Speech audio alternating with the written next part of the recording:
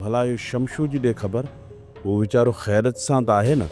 हूं बि शमशू जेकर तव्हां सां गॾु न हूंदो न, तव्हां कंहिं बि कम में अॻिते कोन वधी सघंदव।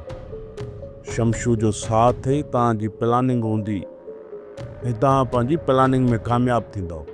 शमशू हाणे ठीकु आहे, उन्हनि हिनखे कलाक खनि अगवा कयो, पोइ वरी छॾे ॾिनोसि। छा नौरोज़ आयो आहे? या अल्लाह साईं, ही छा थी रहियो आहे? ही कहिड़ो इम्तिहान आहे? हाणे त तो पंहिंजे कननि सां ॿुधी वरितो न त हिन ॾियण जे दिलि में छा थो हले। हाणे मूंखे तुंहिंजी ॻाल्हि ते यकीन अची वियो। ऐं शमी साईं खे ॿुधायां थो कि तूं हाणे एतबार वारो माण्हू ई।